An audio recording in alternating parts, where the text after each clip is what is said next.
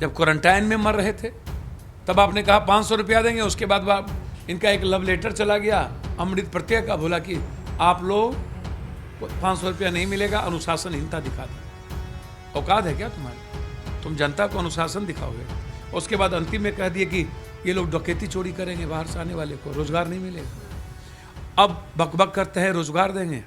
नमस्कार, आप देख रहे हैं न्यूज फॉर नेशन और मैं हूं आपके साथ शिप्रा झा। बिहार में कुछ ही महीने बाद विधानसभा के चुनाव होने हैं। ऐसे में हर कोई अपनी तरफ से तैयारी कर रहा है, लेकिन आज बात करेंगे हम पप्पू यादव से, क्योंकि वो लगातार जनता के बीच रहे, चाहे चुनाव हो या नहीं हो। आपको याद होगा बाढ़ का वो दिन, उस दरमियान करीब उन्होंने हर उन लोगों की मदद की थी जो जरूरतमंद थे और कोरोना काल में भी उसी तरीके से एक्टिव दिखे। अब बिहार विधानसभा के चुनाव होने हैं, इसमें क्या कुछ रणनीति है, क्या कुछ तैयारी है, इन तमाम मुद्दों पर बातचीत करेंगे उनसे। सर, सबसे पहले तो यही कि अभी चुनाव है, क्या तैयारी है आपकी? मुझे तो एक बात समझ में नहीं आता कि हमको वर्चुअल और डिजिटल में क्यों फंसा रहे हैं। ये अमित शाह जी दिल्ली में पर्चा बांट रहे थे और 4 महीने तक वो सड़क पर नज़र नहीं आए, बिस्कुट नहीं बांटे। ये वही सुशासन है जो 9 दिनों तक पटना के बाढ़ में निकले नहीं थे 2 किलोमीटर घर। ये वही सुशासन है जो चिमकी बुखार में 12 दिनों तक नहीं गए थे। यह वही व्यक्ति है जिन्होंने मानव श्रृंखला में 20 करोड़ रुपया तो हेलीकॉप्टर का खर्च कर दिया। 24,000 करोड़ रुपया हरियाली यात्रा पर इन्होंने और नल जल योजना पर लूट लिए। लेकिन जब कोरोना वायरस हुआ 38 दिनों तक हमारे बच्चे, हमारा भाई, मेरा बेटा और बेटी बेंगलोर में और कोटा में मेंटल टॉर्चर होता रहा। इनके पास उनके लिए पैसा नहीं हुआ। पप्पू यादव को और पप्पू यादव के दोस्त को ट्रेन का, रेलवे का पैसा देना पड़ा। ये वो लोग हैं जिन्होंने अप्रैल में जाके कहता है कि मैं 1,000 रुपया दूंगा। आधार कार्ड, राशन कार्ड 18 लाख का था मात्र। 1,000 रुपया, 1,000 रुपया, ये क्या दिखाना चाह रहे थे? किसका पैसा, किन लोगों का पैसा था वो जो 1,000 की बात करते हैं, जो 2 रुपया 80 पैसा एक दिन पर बैठा? क्या नेताओं का बेटा बेटी 2 रुपया 80 पैसा का खाना खा लेते? उसके बाद इन्होंने 26 अप्रैल को बोला कि मैं दाल दूंगा, दाल एक कनमा नहीं मिली। 29 को सुशील मोदी जो हाफ पैंट पहन के भाग जाता है अपनी बीवी के साथ, पड़ोसी को भी पानी देने के लिए उसके पास वक्त नहीं होता, उन्होंने कहा कि मैं भी 1 किलो दाल दूंगा। आज तक एक कनमा दाल नहीं मिली। 500 रुपया, 11,000 करोड़ रुपया की बात इन्होंने क्वारंटाइन में बोला कि अमित शाह मैंने दिया। मुझे आश्चर्य लगता है, समझ में नहीं आती कि लगातार 26-27 तारीख से दिल्ली, हरियाणा, अहमदाबाद, सूरत, विभिन्न राज्यों में बिहारियों और अन्य राज्य के मजदूरों को घर से भाड़ेदारों ने निकालना शुरू कर दिया, भाड़ा मांगना शुरू कर दिया। बिजली पानी काट दी गई। सड़कों पर पुलिस की लाठी चल रही थी। लोगों के जेब में खाने नहीं थे। 600, 400, 300, 200 रुपया कमाने वाला व्यक्ति 6 और 7 दिनों के बाद उसके घर में खपड़ी बंद हो गई चलना। दूर बिहार में उसकी पत्नी अलग रो रही थी, बच्चे अलग रो रहे थे, पति कहीं और था, भाई कहीं और था। इस हालात में जब सड़कों पर लोग उतरे तो मुझे आश्चर्य हुआ कि जब हम धौला कुआं हरियाणा से साइकिल से आनंद विहार स्टेशन आते थे तो पैर नंगा, आंख में आंसू, लहूलुहान पैर, बच्चे गोदी में, माथे पर मोटरी और जेब में 10 रुपया नहीं। हर फैमिली को 500 रुपया अपने हाथ से। 7,82,000 परिवार को, बिहार के मजदूरों के परिवार को लगभग 1 महीने का राशन खुद अपने हाथ से। सरकार कहाँ थी? आपने तो, सरकार ने तो मई तक कहा सोशल डिस्टेंस है, लॉकडाउन है, मैं नहीं ला सकता हूँ, मेरे पास कुछ नहीं है। कभी एक बार प्राइम मिनिस्टर से और किसी चीफ मिनिस्टर से बात नहीं किया कि भाई बिहार और बिहारियों को क्यों पीट रहे हो, क्यों मार रहे हो? एक बार भी बिहार का मुख्यमंत्री 6 मिनिस्टर होने के बाद रेल मंत्री से नहीं मिला, प्राइम मिनिस्टर से नहीं मिला कि बिहारियों को पहुंचा दीजिए या मत मारिए। जुबान किसी की नहीं खुली। हिंदू मुसलमान, बैकवर्ड फॉरवर्ड, जाति धर्म मजहब के लिए इन लोगों की ज़ुबान खुलती है। लेकिन जब बिहार और बिहारियों का सवाल आता है, जब 14 करोड़ लोग बेरोज़गार हो जाते हैं, तब इन लोगों की ज़ुबान मिनिस्टर की नहीं खुलती। बॉम्बे अलग स्टेट के लोग, मध्य प्रदेश, राजस्थान के लोग अपने बच्चों के लिए, छत्तीसगढ़ के लोग लड़ने लगे, लेकिन बिहार का चीफ मिनिस्टर एक बार भी नहीं, अंतिम दिनों तक रोकने का काम किया, लाठी चलाने का काम किया, और उसके बाद क्वारंटाइन का डर दिखाने लगा। पहले हम घर में रहे, घर के बाद क्वारंटाइन बना दिया गया। जहाँ जानवर से बदतर जिंदगी थी, प्लेन से आने वालों को बोला गया कि उस पर कोई क्वारंटाइन नहीं। राजधानी से आने वालों को 7 दिन रहना पड़ेगा घर में।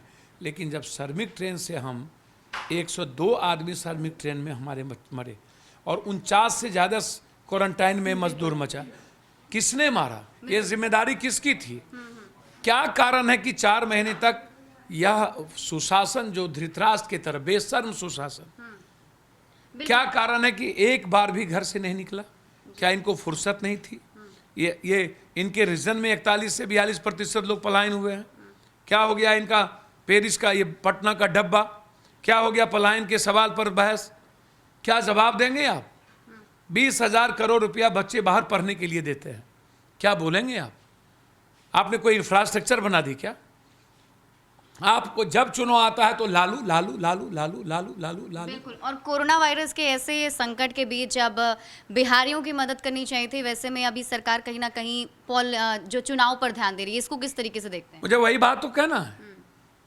जब मुझे आश्चर्य लगता है कि ज़रा बताएं ना, मैं साफ शब्दों में जानना चाहता हूं कि हर परिस्थितियों में, मैं सीधा सवाल है, यह सरकार जब मजदूरों को मरने पर छोड़ दिया, आत्महत्या करने पर मजबूर किया, सड़कों पर गोली चल रही थी, आंसू गैस चल रहा था, जब मौतें हो रही थी, जब क्वारंटाइन में मर रहे थे, तब आपने कहा 500 रुपया देंगे। उसके बाद इनका एक लव लेटर चला गया अमृत प्रत्यय का, बोला कि आप लोग को 500 रुपया नहीं मिलेगा, अनुशासनहीनता दिखा दी।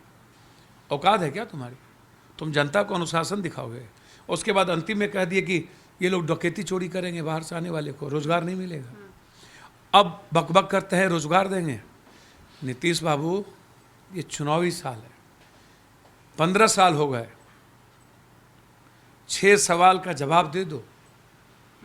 पटना का पेरिस का क्या हुआ?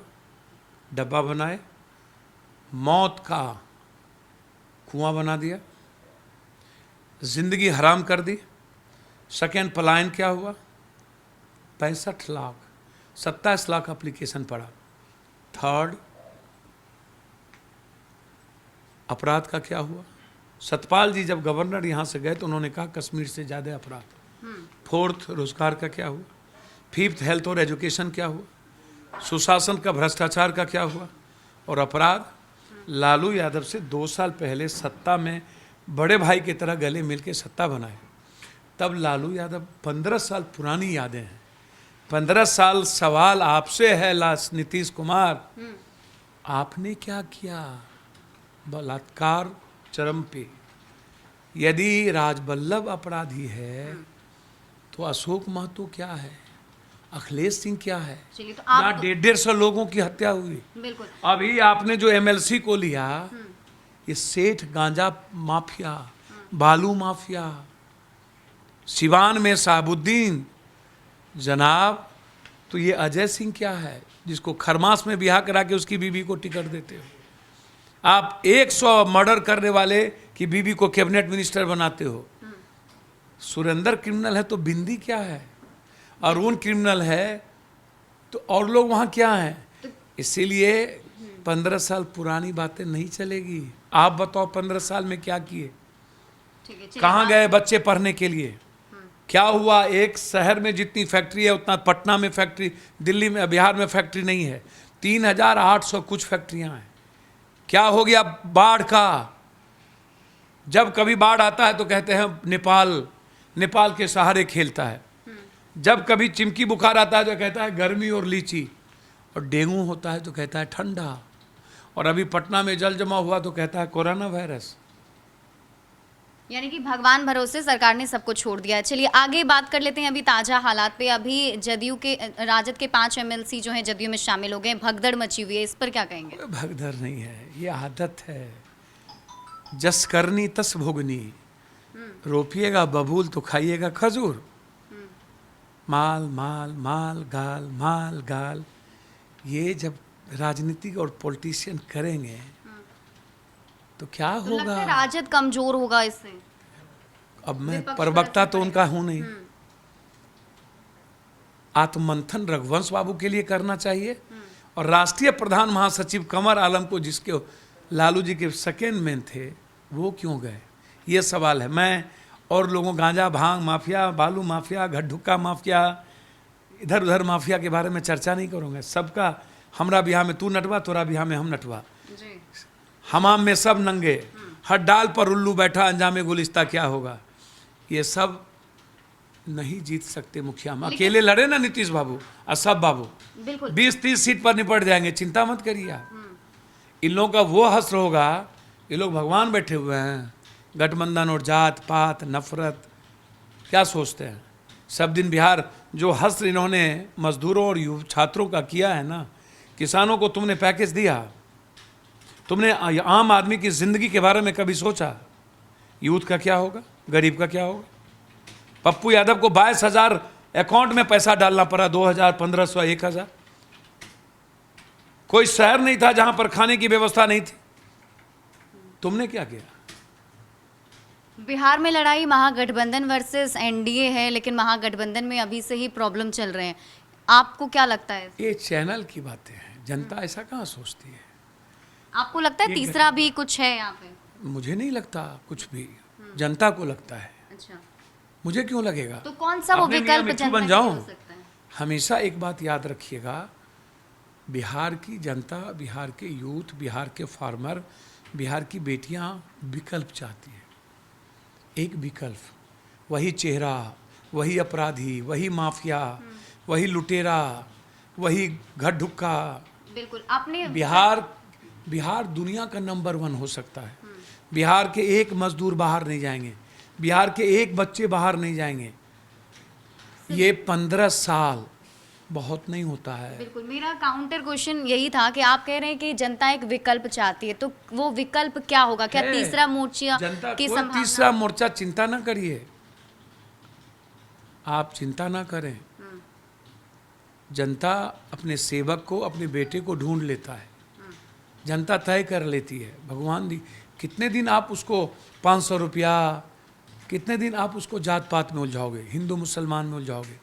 बिहार और बिहारी जीना चाहता है। बिहार और बिहारी दुनिया में, दुनिया का सबसे नंबर 1 बिहार बनाना चाहता है। आत्मनिर्भर है। जो बिहारी 1800, 2200, 1400 किलोमीटर पैदल आ सकता है, वो बिहारी दुनिया बना सकता है। जो बिहारी पंजाब, दिल्ली, सूरत बना सकता है, अहमदाबाद बना सकता है, महाराष्ट्र बना सकता है, वो बिहारी बिहार बना सकता है। सवाल यही है कि जनता किसको विकल्प के तौर पे देखे? फेस तो होना चाहिए ना, जैसे कि पता है। जनता को बनाया, जनता ममता को बनाया, जनता नवीन को बनाया, जनता अरविंद को बनाया। मैं मानता हूँ जात पात की जहर को नेताओं ने फैलाया, लेकिन कोरोना वायरस, पटना का बाढ़, चिमकी बुखार, सीमांचल मिथिला कोसी का लगातार जिंदगी का हराम होना, और हर बच्चों की जिंदगी हाथ से खाली, दरोगा बहाली खाली, सिपाही बहाली खाली, एसटीटी खाली, बीएड खाली, डीएड खाली, नियोजित खाली, संविदास, ममता आशा खाली, आंगनबाड़ी खाली, सेविका खाली, आशा खाली, जीविका 700 रुपया खाली। 15 सालों में लोग 40,000 रुपया कमाना चाहते थे। लोग चाहते थे कि मैं डर और अभाव में नहीं जीऊँ। 15 सालों में हर व्यक्ति डर और अभाव में जिया है। 35% लोग जो काम अभी कर भी रहे हैं, उसके तनख्वाह काट लिए गए। 14 करोड़ में 2.5 करोड़ बिहारी हैं जिसकी रोजगार चली गई। सवाल लोग ये सोच रहे हैं, गांव में सोच रहे हैं कि रबी फसल के बाद मक्का का क्या हुआ। गांव में सोच रहे हैं दूध उत्पादन का क्या हुआ। तो ये सोचने वाला जनता के लिए कौन हो सकता है? सवाल तो बस यही है, छोटा सा सवाल। टाइम, पर्सन, प्लेस एंड वे, सब कुछ परिस्थिति पैदा करती है। लेकिन चुनाव जनता चुन लेती है हमेशा एक विकल्प को, एक मजबूत आदमी को, ईमानदार आदमी को जनता चुन लेती है, जो उसकी बात करता है, जो उसके लिए जीता है, जो उसका सेवक होता है, जो उसके लिए परछाई की तरह जीता है। पटना में किसी व्यक्ति से पूछो, 4 आदमी का नाम दे दो, किसी को नीतीश बोल दो, किसी को विपक्ष का नाम बोल दो, किसी एक का बोल दो, पप्पू यादव का बोल दो, आपको पता चल जाएगा कि कॉमन मैन क्या कहता है। हु इज द पर्सन, कौन इंडिविजुअल व्यक्ति है जो आम आदमी की परछाई बन के जीता है। चलिए एक और ये सवाल सवाल सर, खड़ा हो कि जाता अभी यहाँ पे पप्पू यादव अकेले चुनाव में जाएंगे या कुछ और भी लोग साथ में आने वाले हैं? पप्पू यादव जनता के साथ है, उसके दिल के करीब है, उसके नज़दीक है। पप्पू यादव जाति, धर्म, मजहब और नफरत की राजनीति से बहुत दूर, सिर्फ हर व्यक्ति और हर घर की मुस्कुराहट। पप्पू यादव का मतलब है हर बिहारियों को जीने का एक बड़ा रास्ता। पप्पू यादव जब आम आदमी के साथ खड़ा है, यह सही है कि गठबंधन की राजनीति बिहार में बहुत लंबे समय से चल रही है और उस गठबंधन की राजनीति में कहीं ना कहीं एक सवाल आता है, लेकिन कभी कभी बड़ा परिवर्तन भी होता है। हर 15 साल में बिहार परिवर्तन करता है। जनता का इंतजार कीजिए, वो भगवान होता है, इतिहास बदलेगा। बिल्कुल, तो इन्हें उम्मीद है कि इस बार 15 साल के बाद एक नया परिवर्तन होगा। हर 15 साल के बाद परिवर्तन होता है बिहार में, तो इस बार जनता किसी नए विकल्प को चुन सकती है। ज़्यादा अपडेट के लिए आप जुड़े रहिए न्यूज़4नेशन के साथ। नमस्कार।